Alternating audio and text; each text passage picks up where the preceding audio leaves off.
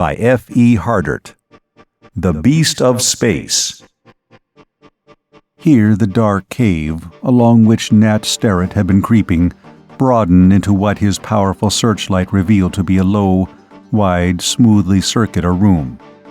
At his feet lapped black, thick-looking waves of an underground lake, a pool of viscous substance that gave off a penetrating, poignant odor of acid, sweetish and intoxicating, unlike any acid he knew. The smell rolled up in a sickening, sultry cloud that penetrated his helmet, made him cough and choke. Near its center, projected from the sticky stuff what appeared to be the nose of a spaceship. He looked down near his feet at the edge of the pool where thick, slowly moving tongues of the liquid appeared to reach up toward him as if intent on pulling him into its depths. As each hungry wave fell back, it left a slimy, snake-like trail behind. Now came a wave of strange music such as he had never heard before. Faintly, it had begun some time back, so faintly he was barely aware of it. Now it swelled into a smooth, impelling wail, lulling him into drowsiness. He did not wonder why he could hear through the soundproof space helmet he wore.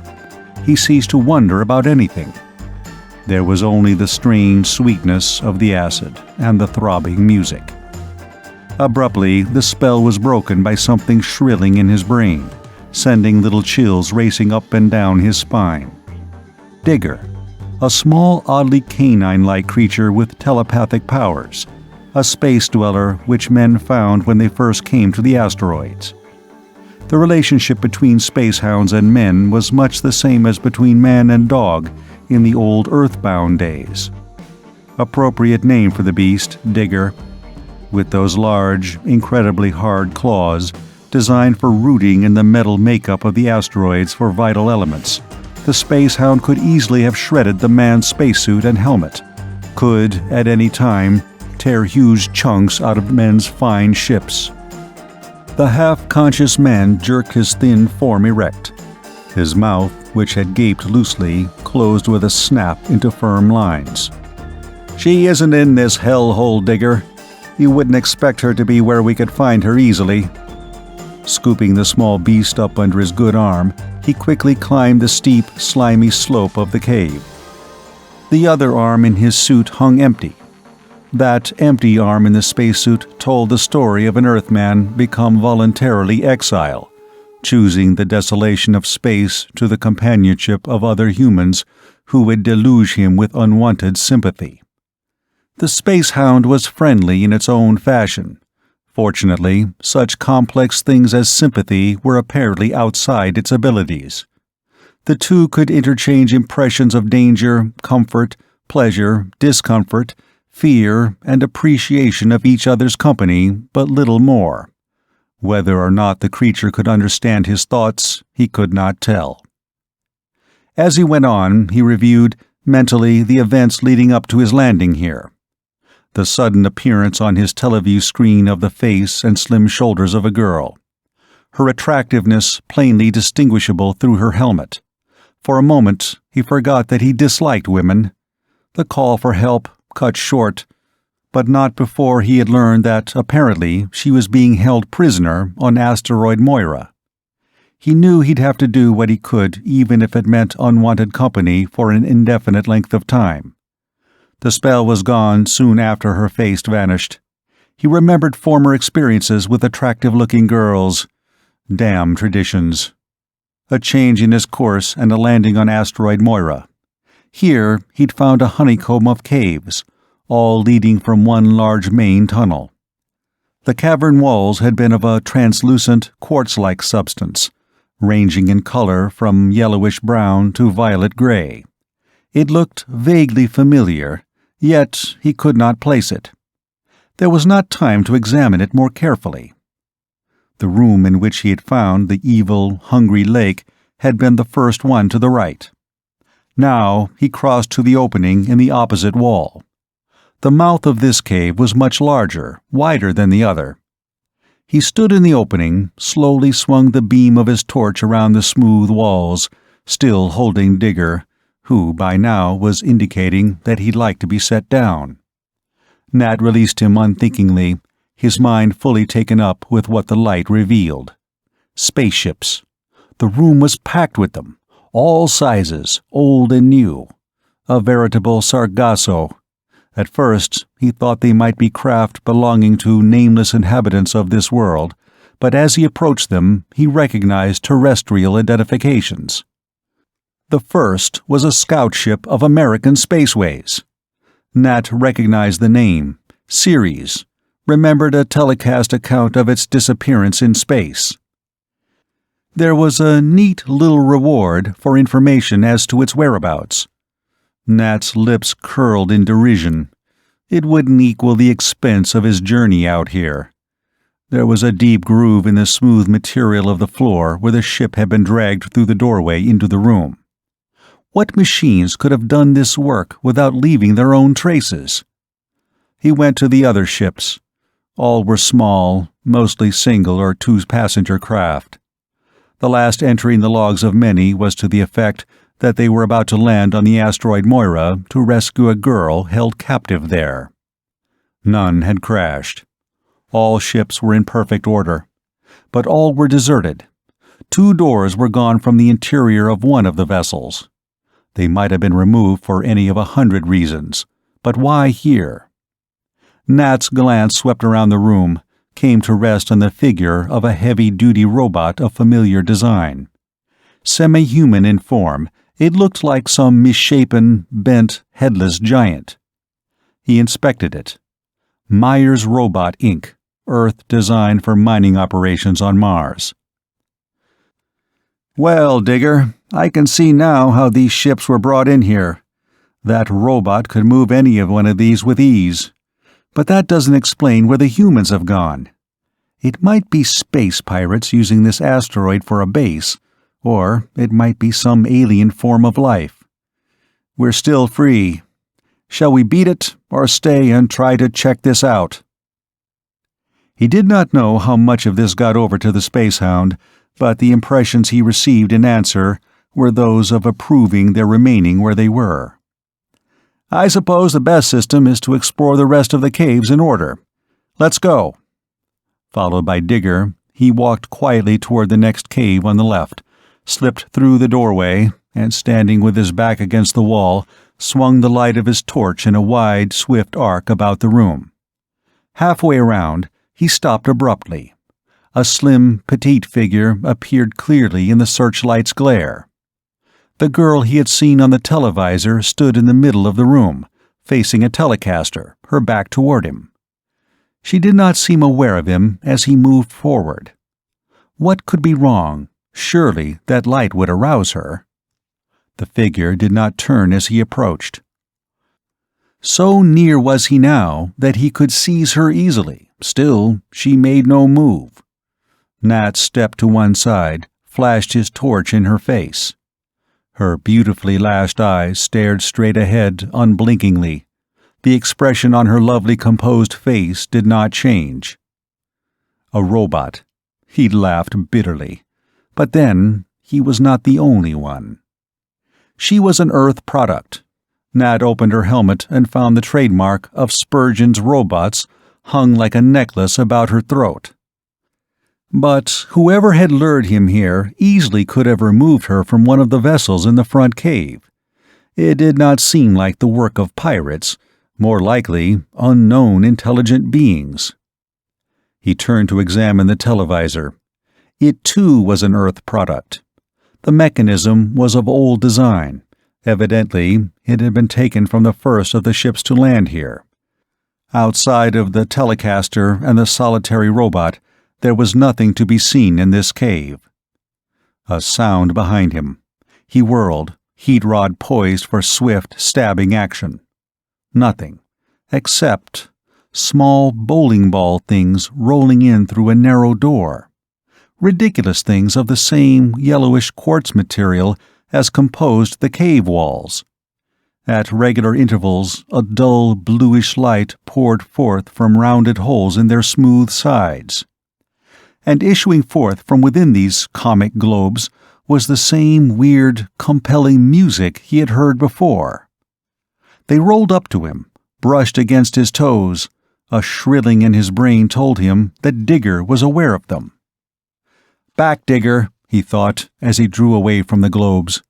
They poured their penetrating blue light over him, inspectingly, while the music from within rose and fell in regular cadences, sweetly impelling and dulling to the senses as strong oriental incense. But Digger was not soothed. The space hound lunged at one of the globes. Instead of slashing its sides, he found himself sailing through the air toward it. Nat received impressions of irritation combined with astonishment. Within the globes, the music rose to a furious whine, while one of the things shot forth long tentacles from the holes in its side. Lightning swift they shot forth, wrapped themselves about the body of the space hound, constricting. Digger writhed vainly, his claws powerless to tear at the whip-like tentacles. Nat severed the tentacles at their base with a heat beam. He turned, strode toward the door, watching the spheres apprehensively out of the corner of his eye, ready to jump aside should they roll toward him suddenly. But they followed at respectful distances, singing softly. Before he reached the door, he found himself walking in rhythm to the music, his head swaying. It came slowly, insidiously. Before he was aware, his body no longer obeyed his will. Muscles refused to move other than in coordination with the music. His arm relaxed, the heat rod sliding from his grasp. But Digger, the space hound sent out a barrage of vibrations that fairly rocked his brain out of his skull. Simultaneously, the beast attacked the nearest globes, tearing fiercely at them. Rapidly, the others rolled away, but two lay torn and motionless, the music within them stilled. Nat reached down, retrieved the heat rod. "I think we better look for a squeaker. Next time, they might get you, Digger." They returned to the room of the spaceships, seeking one of the small, portable radio amplifiers used for searching out radium. It was known as a squeaker because of the constant din it made while in use. The noise would cease only when radium was within 100 feet of the mechanism. He found one after searching a few of the smaller ships. With the portable radio strapped to his back, power switched on, he started again down the main tunnel. The globes set up their seductive rhythms as before, but he could not hear them above the discord of his squeaker. Failing to lure him as before, they sought to force him in the direction they desired him to go by darting at him suddenly, lashing him with their tentacles. But it was a simple thing to elude them. Still remained the question, why could they want to lure him into that stinking pool of acid? He flashed a beam of heat at the nearest of the annoying globes. Under the released energy it glowed, yet did not melt. But the tentacles sheared off, and the blue lights faded. The flow of music changed to shrill whines, as of pain, and its rolling ceased. The others drew back. He turned down another tunnel. They stopped at the cave beyond the one where he had found the robot girl. It was sealed by a locked door, one of the airlock doors from that space vessel, firmly cemented into the natural opening of the cave. Nat bent forward, listening, his helmeted head pressed against the door. No sound. He was suddenly aware of the dead silence that pressed in on him from all sides now that the globes no longer sang, and his squeaker had been turned off. The powerful energy of his heat beam sputtered as it melted the lock into incandescent droplets which sizzled as they trickled down the cold metal of the door. The greasy quartz-like material at the side of the door glowed in the heat from his rod, but no visible effect upon it could be seen. What was that material? He knew, yes, he knew, but he could not place a mental finger on it. He thrust the shoulder of his good arm against the heavy door, swung it inwards, stepped inside. The light of his torch pierced the silence, picked out a human skeleton in one corner. He hurried toward it. No, it was not entirely a skeleton as yet. The flesh and bone had been eaten away from the lower part of the body to halfway up the hips, as though from some strong acid. The rest of the large, sturdy frame lay sunken under the remains of a spacesuit, which was tied clumsily around the middle to retain all the air possible in the upper half of it. Evidently, some acid had eaten away the lower half of the man's body after he had suffocated. The face was that of a Norwegian. By one outstretched hand, a small notebook lay open with the leather back upward. The corners of several pages were turned under carelessly. Nat swung the torch around the room. It was bare. The notebook, quickly he picked it up. The page on which the writing began was dated May 10, 2040, about 2 months ago. Helmar Swenson. My daughter Helena, age 19, and I were lured into the maw of this hellish monster by a robot calling for help in our television screen. This thing, known to man as Asteroid Moira, is in actuality one of the gigantic mineral creatures which inhabited a planet before it exploded, forming the asteroids. Somehow it survived the catastrophe and, forming a hard crustaceous shell about itself, has continued to live here in space as an asteroid. It is apparently highly intelligent and has acquired an appetite for human flesh. The singing spheres act as its sensory organs, separated from the body and given locomotion. It uses these to lure victims into its stomach in the first cave. I escaped its lure at first because of the squeaker I carried with me. We set up these 2 doors as a protection from the beast while we stayed here to examine it, but the monster got me when I fell and the squeaker was broken. My daughter rescued me after the acid of the pool had begun eating away my flesh. My Helena is locked in the room opposite this one. She has food and water to last until July 8th. Oxygen seeps in here somehow. The beast wants to keep her alive until it can get her out of the room to devour her. Here, the writing became more cramped and difficult to read. I have put the key in my mouth to prevent the spheres from opening the door should they force their way into this room. Someone must come to save my Helena. I can't breathe. The writing ended in a long scrawl angling off the page. The pencil lay some distance from the body. July 8th, but that had been almost a week ago. He unscrewed the man's helmet, tried to pry the jaws open. They would not move. The airless void surrounding the tiny planetoid had frozen the body until now it was as solid as the quartz cave walls. But there was but one thing to do. The other door must be melted down. He leaped halfway across the room toward the door in the opposite wall. Could it be possible that he was in time? Anxiously, he flung a bolt of energy from his heat rod toward the lock, holding a flashlight under the other's stump of an arm. The molten metal flowed to the floor like a rivulet of lava. The door, hanging off balance, screeched open. Air swooshed past him in its sudden escape from the room. He squeezed himself through, peered carefully about to see a slim spacesuit start to crumple forward in a corner. The girl was alive. He started toward her. The slim figure pulled itself erect again. He saw a drawn, emaciated face behind the helmet. Then, with a fury that unnerved him, she whipped out a heat rod, shot a searing bolt in his direction. He felt the fierce heat of it as it whizzed past his shoulder. In his brain, Digger's thoughts of attack came to him.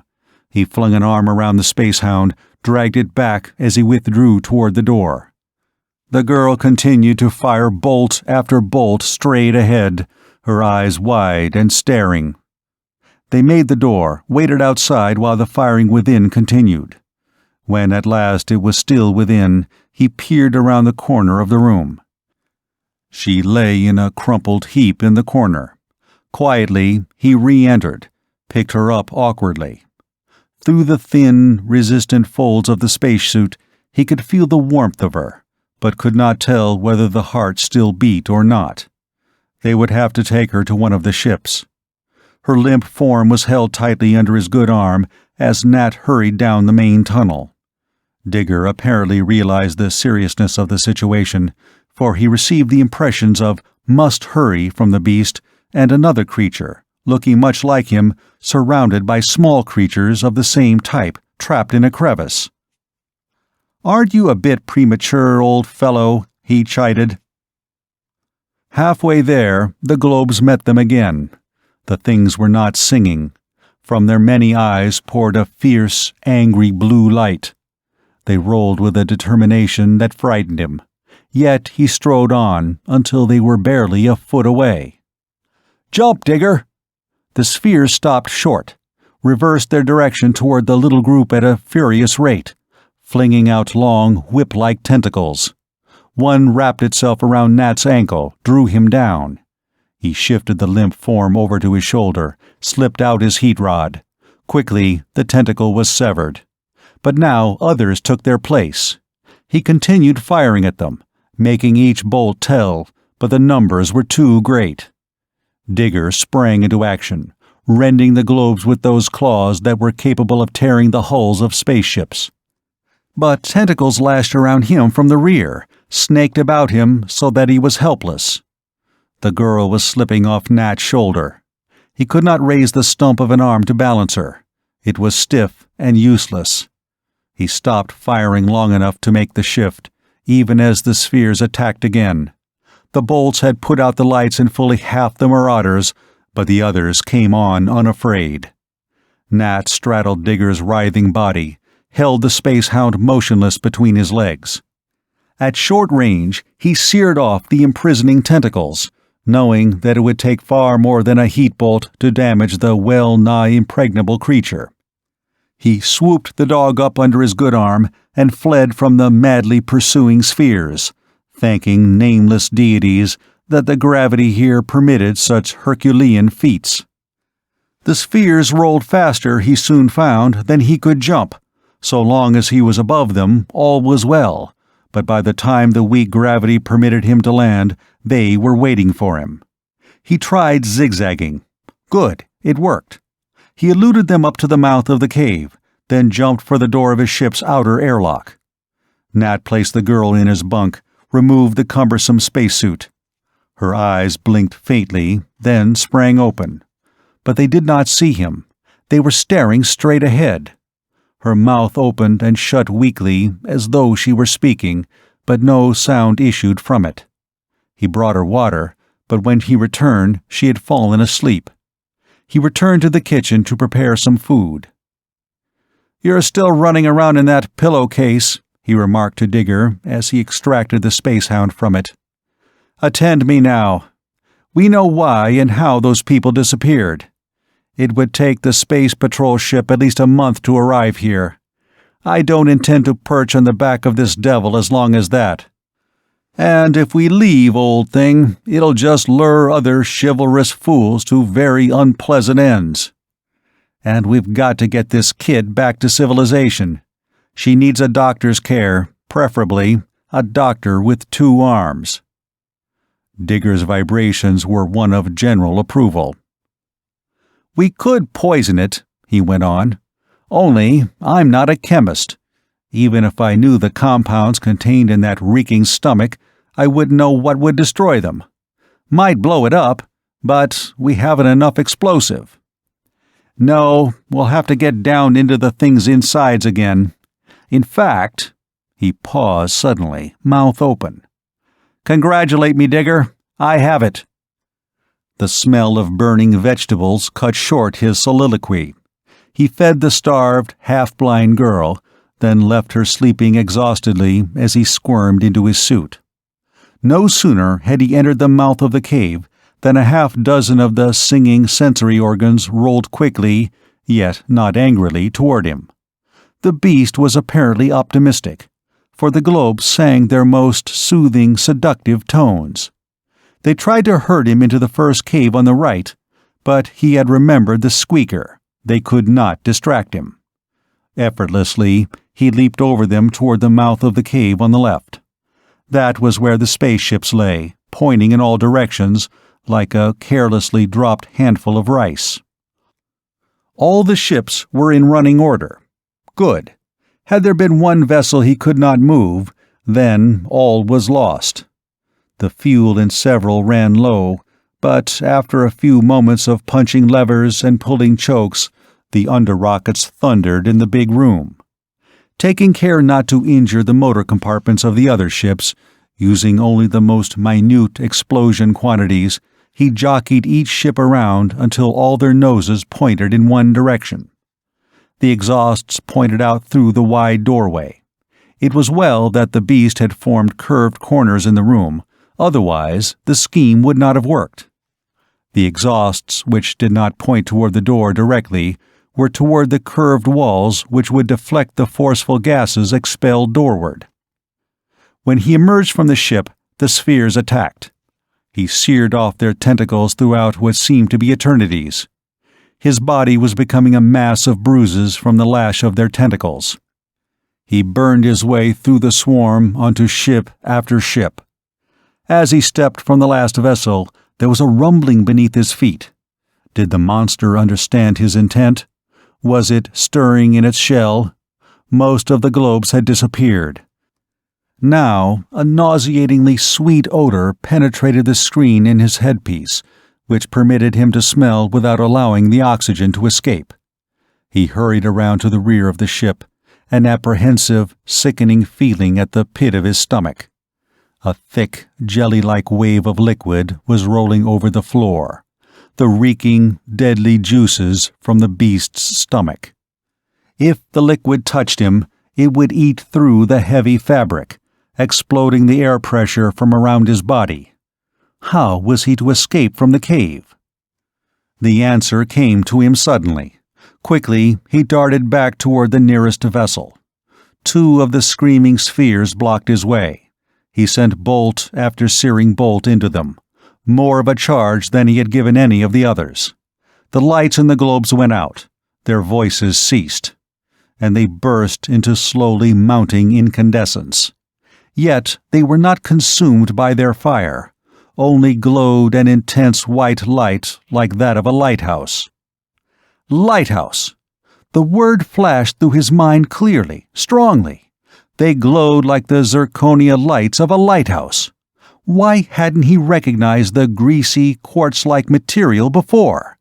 It was zirconia, a compound of zirconium, of course. A silicate-based creature could easily have formed a shell of it about itself.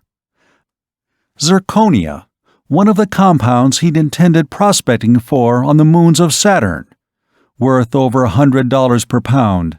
Because of its resistance to heat, it was used to line the tubes of rockets. Terra's supply had long been used up. Here was a fortune all around him, but that fortune was about to be destroyed, he along with it, if he did not hurry. If he could only reach the timing mechanism to yank from it the wires connecting it to the other ships. It was at the other end of the line. He started in that direction, but a surge of fatal, thick acid rolled before him, reaching for him with hungry, questing tongues. When it was almost touching his toes, he leaped. As he floated toward the floor, he placed a chair beneath him so that his feet landed on the seat. The legs of the chair sank slowly into the liquid. Again he leaped, his moment retarded by the fluid which now reached halfway up the chair legs, sucked and clung there. The sweetly evil-smelling stuff was rising rapidly. But the next leap carried him into the main cave. Abandoning the chair, he leaped once more, out through the cave's mouth, pursued by the waving tentacles of the sensory spheres. He had lost precious minutes eluding the deadly acid. It would take at least 5 minutes to get his ship away from the asteroid. He must hurry before all those rocket motors were thrown into action, or it would be too late. Leap and leap again. It seemed ages, but he reached the ship, bolted the door shut. Thumps against the door as the pursuing globes ran up against it. A thought came to him. Swiftly, he opened the door, permitted a few of them to enter, then slammed it shut. With the heat gun, he sheared off their tentacles. He could sell the zirconia in the entities. Then he turned to the controls, and the ship zoomed up and out. Nat had barely raised his ship from the asteroid Moira when he saw the small planetoid lurch suddenly, bounding off its orbit at almost a right angle. The sudden combined driving force of all the rockets within the cave had sent it hurtling away like a rocket itself. The asteroid housing the monster was heading into the Flora group of asteroids. There, the 57-odd solid bodies of that group would grind, crack, and rend that dangerous beast into harmless, dead fragments. "A good job," said a weak but softly friendly voice behind him. He whirled. The girl stood in the doorway of the pilot room, supporting herself against the door frame. Digger rubbed thoughtfully against her legs. "We'll just follow that asteroid, miss," he said, "and see if we can't pick up some odd fragment of zirconia when it's smashed in the grindstone there. Then we'll light out for Terra." She smiled. Earth, to him, seemed like a very good place to go as soon as possible. The end of The Beast of Space by F. E. Hardart. Read by Mark Nelson.